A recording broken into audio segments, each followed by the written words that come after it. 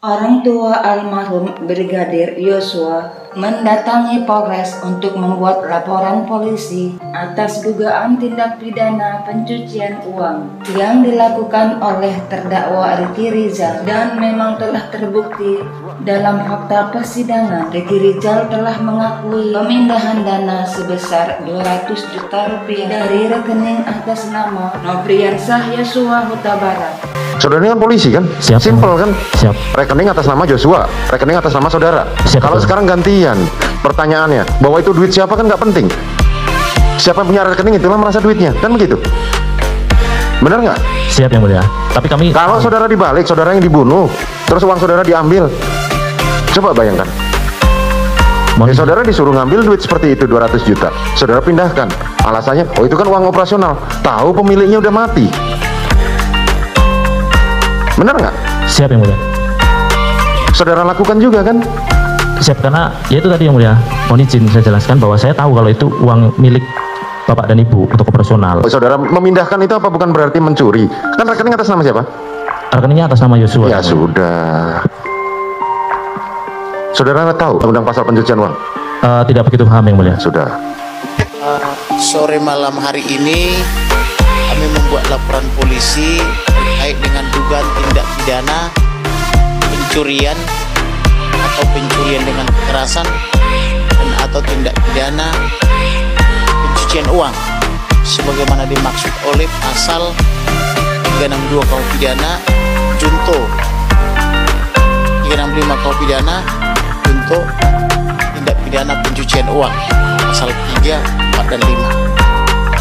Adapun terlapornya seperti sudah kita ketahui di pengadilan bahwa uang almarhum hilang 200 juta pasca dia dikubur tanggal 10, tanggal 11 dari dalam kuburnya dalam tanda petik masih mentransfer uang 200 juta. Tentu tidak mungkin almarhum Joshua lakukan itu. Sebagaimana terungkap dalam fakta persidangan, pelakunya adalah yang mengaku Rizal, baik itu atas inisiatif sendiri maupun atas perintah daripada nenek Putri Chandrawati. Jadi proses karena belum ada pertobatan. Kemudian jam tangan almarhum juga hilang, jam tangan yang melekat di tangannya. Kemudian handphonenya juga 2 unit hilang, sampai sekarang belum dikembalikan. Demikian juga laptopnya, ditambah dengan rekening-rekeningnya, 2 rekening dari Bank BNI sampai dengan sore ini belum ditemukan dan atau belum dikembalikan. Demikian juga rekening dari Bank BRI, Bank Mandiri maupun Bank BCA. Satu lagi pin emas pemberian pimpinannya, pin emas itu juga belum dikembalikan. Kami sudah mewarning mereka selama 8 bulan, tapi tidak ada etikat mereka untuk segera mengembalikan kepada klien saya atau kepada klien saya Samuel Huta Barat, demikian juga kepada itu saya Rosti maupun saudara saya Yuni. Oleh karena itu, supaya mereka ini kita bantu bertobat, jangan sampai mereka nanti keburu meninggal masuk neraka, maka kita ingatkan melalui perbuatan laporan polisi supaya mereka nanti tersadar, karena ini ancamannya 20 tahun tindak pidana pencucian uang karena menggunakan transfer media bank. Oleh karena itu, sebagai kita negara hukum yang tentunya harus patuh hukum, karena ada fakta-fakta hukum baik temuan kami maupun temuan penyidik maupun fakta persidangan di mana barang-barang almarhum masih dikuasai oleh para pelaku, maka kami laporkan tindak pidana pencurian dengan kekerasan junto tindak pidana pencucian uang. Itulah kira-kira laporan kami sore hari ini, sore menjelang malam. Kerugiannya yang jelas di atas 200 juta,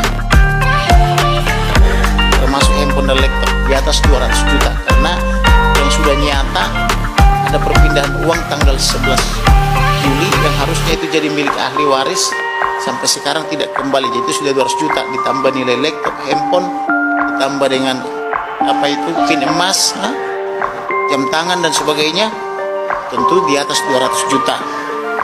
Kemudian kami sore ini membuat 2 laporan polisi. Satu laporan polisi model B tentang tindak pidana kejahatan pencurian dengan kekerasan untuk TPPU.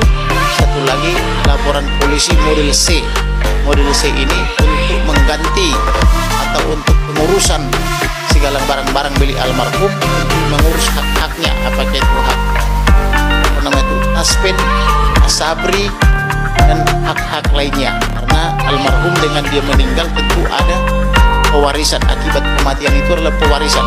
Ahli warisnya itu ada 5, yaitu ayah saya Samuel Huta Barat, atau saya Rosti Simanjuntak, saya Yuni, dan adiknya 2 lagi, siapa namanya, sama Mahari Jaya, sama Devinita. Ya, jadi ahli warisnya ada 5. Maka yang berhak atas semua barang-barang almarhum itu pasca beliau dibantai atau dibunuh adalah ahli warisnya yang 5 orang. Tetapi para pelaku ini bukan ahli waris, jadi dia tidak berhak mengambil barang-barang daripada almarhum. Waktu itu saya sudah bertemu dengan Kabareskrim Polri, menjelaskan bahwa ada yang hilang milik almarhum. Harinya harapan kami laporan pasal 340, junto 338, junto 351 ayat 3, junto pasal 55 ayat 1 pidana akan dikembangkan oleh penyidik. Nah, saya sudah menghadap sendiri kepada Kabareskrim, bahkan di depan saya dipanggil 2 direktur berpangkat Brigjen Pol, yaitu Dirtipidum Polri dan Dirkrimsus atau Direktur Ekonomi dan Khusus, tentang penyampaian saya bahwa berdasarkan laporan intelijen saya waktu itu ada dugaan pencurian uang 200 juta pada tanggal 11 Juli. Harapan saya waktu itu ada pengembangan penyidik, ternyata tidak dikembangkan. Fokus mereka itu hanya fokus kepada pembunuhan berencana junto pembunuhan biasa, dan yang dibuktikan di pengadilan hanyalah pembunuhan terencana.